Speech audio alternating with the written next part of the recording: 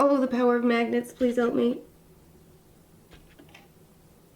Hello and welcome. My name is Casey and today I'm going to be building a computer. I have been doing YouTube for about a month and a half. Currently, I'm using my 6-year-old Surface Pro to do all the editing. It is getting very tedious to have to move so much stuff and delete stuff in order to have enough computer power to actually do what I am asking the computer to do. I want to build my own computer because the cost effectiveness of actually building your own computer is so important. I will also say that I did not do the hard work of picking out these parts.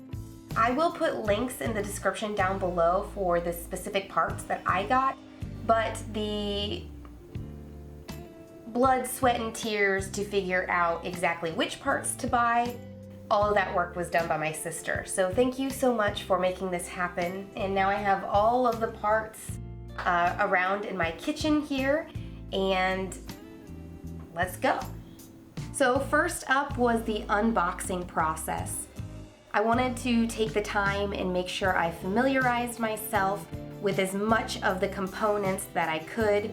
That way, when I was watching the video that helped me put it together, I would not be nervous with what they were talking about. I also made sure to have an organization system. I put little screws and things in bowls to make sure that I didn't lose any. After everything was finally unboxed, it was time to get down to business and put things together. First up was the CPU. I carefully got the CPU out of its box and located the little yellow triangle on the bottom of it, and I located the same triangle on the motherboard. This helped me to know which way to properly insert the CPU. I opened the pin, dropped in the CPU, carefully closed the pin, and whew, that boosted my confidence that I could actually build this thing. One step done. Once the CPU was in, I moved on to the RAM, and this was really surprising how much force you actually have to push in to get the RAM to go in. I first make sure to open up the tab on the side, located the notch on the RAM to make sure I added it properly into the case, and then pushed down way harder than I wanted to actually get it to be in the proper place.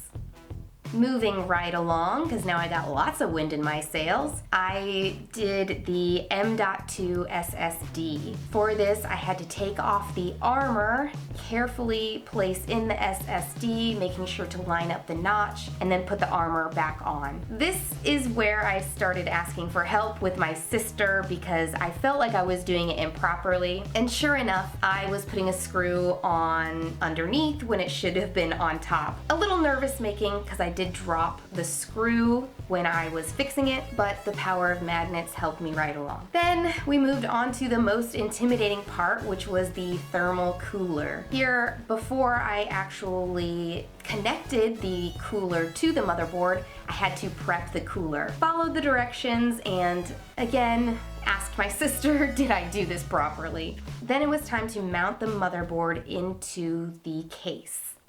And here's where I hit a big snag.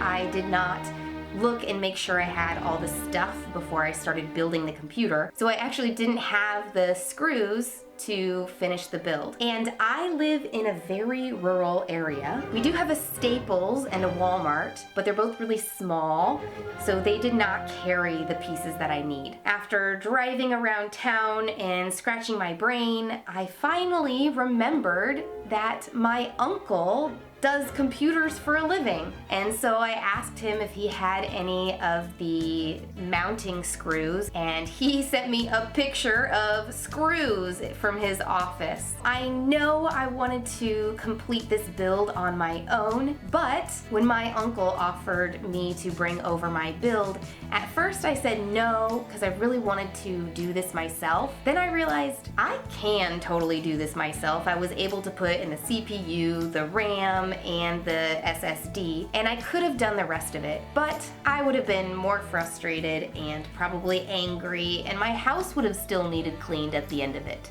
I am so glad that I went over there. I am so glad that I did not have the screws and it made me go over there. Since this case is so small, you really have to think about where things are going. The head of the thermal cooler is really tall, so there actually wasn't going to be room to have the fans on that side of the radiator. So my uncle had the genius idea to have the radiator and then the case and then the fans, having this nice sandwich which gave a whole bunch of extra room inside the case. So, ta-da! Here is my computer. No, I did not build it alone. I had lots of help from my sister, lots of help from my uncle, but it is still mine, and I no longer have to edit on that Surface Pro. I really appreciate you walking through this story with me. If you've wanted to do something like this and you've been nervous, just do it. You can do it. Filming the outro right now because I have a feeling that as the day goes on, I'm going to get progressively more tired and frustrated looking, and we'll just end the video with the nice fresh Casey that you're seeing now. Thank you so much for sticking with me and watching my first real computer build. Another reason why this was really amazing for me is because my father used to build computers. My father is no longer with us. When I was telling my mom about how I was going to be building this computer today, Mom, I'm really excited. I'm going to be building my very first computer. And she said, no, you and your sister used to help your dad build computers all the time when you were toddlers and kids. This is bringing me back to my roots. Yeah, I need to jump into actually building this thing or it's never gonna happen.